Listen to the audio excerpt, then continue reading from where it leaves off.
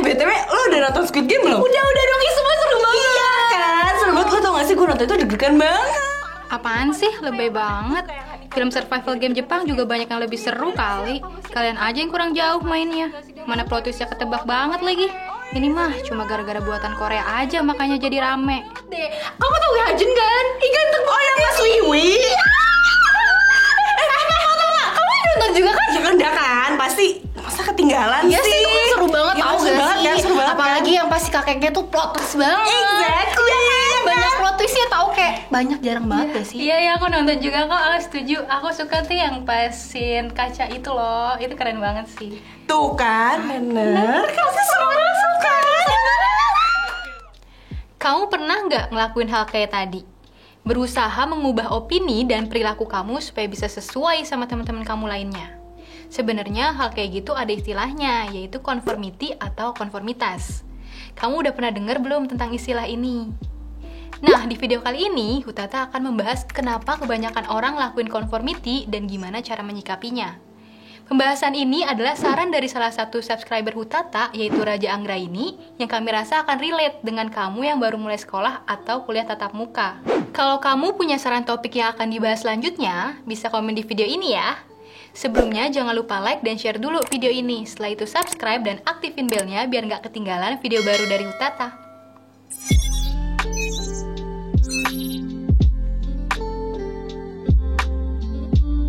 Aku berdiri di barisan siswa kelas 11. Sesekali, aku dibuat salah fokus dengan pohon beringin yang ada di tengah-tengah lapangan.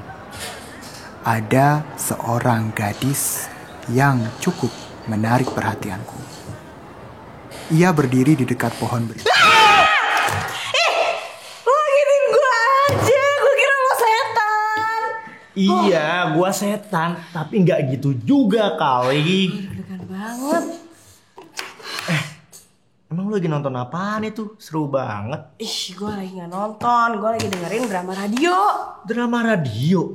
Tentang apaan? Tentang horor, jadi itu serem banget, tapi seru banget. Tapi serem banget, tapi seru banget. Oke, merinding deh gue. Gue mau dengerin dong. Di mana? Nah, lo search aja nih, Pahamifa Radio Play di Spotify.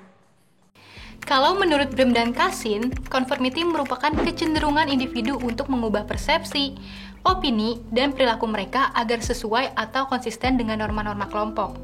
Simpelnya, conformity ini adalah keinginan seseorang untuk menyamakan sikap, keyakinan, dan perilakunya dengan orang-orang di sekitarnya. Atau lebih simpelnya lagi adalah perilaku ikut-ikutan. Contoh conformity dengan skala besar, misalnya saat kamu berwisata atau pindah tempat tinggal dari Jawa ke Bali. Di Bali, ada beberapa norma dan aturan masyarakat yang harus diikutin. Contohnya, perempuan yang lagi haid nggak boleh datang ke tempat suci pura. Dan pantangan bagi semua orang untuk berbicara atau bunyiin klakson berulang-ulang pas jalan macet karena lagi ada upacara keagamaan. Kalau kamu nggak ikutin normanya, kamu akan dapat konsekuensinya. Conformity udah jadi perilaku sosial yang umum banget nih. Mungkin tanpa sadar kamu juga sering melakukannya saat kamu berada dalam suatu kelompok.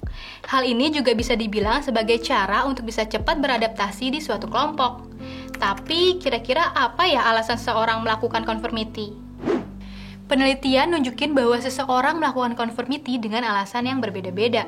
Dalam beberapa kasus, seseorang melakukannya untuk nyari petunjuk pada anggota kelompok lainnya tentang gimana kita harus bersikap karena orang lain mungkin punya pengetahuan atau pengalaman yang lebih besar. Jadi, ngikutin petunjuk mereka sebenarnya bisa jadi pelajaran. Tapi, kalau menurut Sears, ada 4 faktor yang mempengaruhi seseorang lakuin conformity. Pertama adalah rasa takut terhadap celaan sosial.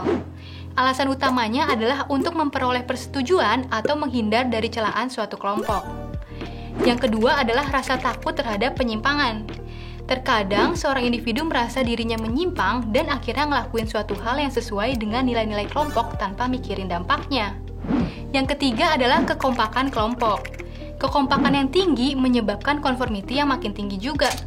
Kalau seseorang merasa dekat dengan anggota kelompok lainnya, mereka akan lebih senang untuk mengakui dan mengadopsi nilai-nilai kelompok. Dan yang terakhir adalah keterikatan pada penilaian bebas. Keterikatan bikin seseorang sulit untuk melepaskan suatu pendapat.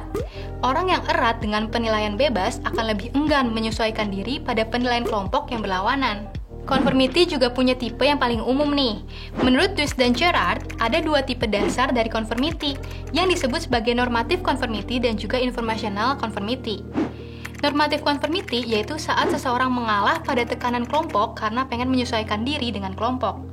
Biasanya orang itu takut ditolak oleh kelompoknya, makanya dia ngelakuin conformity. Gak jarang seseorang menerima pandangan suatu kelompok secara terbuka, padahal secara pribadi dia menolak.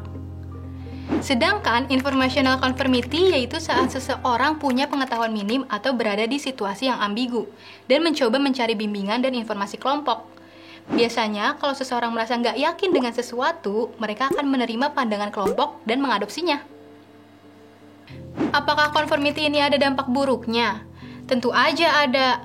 Conformity akan berdampak negatif kalau kamu mengikuti kelompok yang punya norma atau aturan yang buruk untuk pribadi kamu. Kamu juga bisa kehilangan identitas dan nilai pribadi kamu karena kamu ngelakuin hal yang bertentangan dengan nilai diri yang udah kamu tentuin. Kalau kamu udah masuk ke dalam kelompok yang menyangkut norma adat atau permasyarakatan, mau nggak mau kamu harus menaatinya. Karena kalau kamu menyimpang, kamu akan dapat konsekuensinya, kayak contoh yang dibalik tadi. Tapi kalau cuma menyangkut hobi, kesukaan, dan preferensi pribadi, kamu bisa milih untuk menjadi non-konformis atau nggak ikut-ikutan kelompok tersebut. Kamu nggak perlu khawatir untuk jadi beda dari yang lain, kayak contoh Squid Game tadi.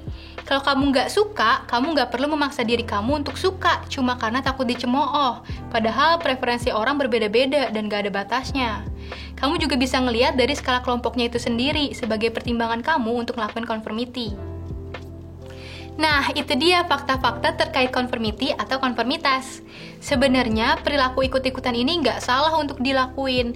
Asalkan sebelum menjadi konformis, kamu yakin akan nilai dan norma yang dianut dalam suatu kelompok itu benar, dan untuk suatu hal yang baik.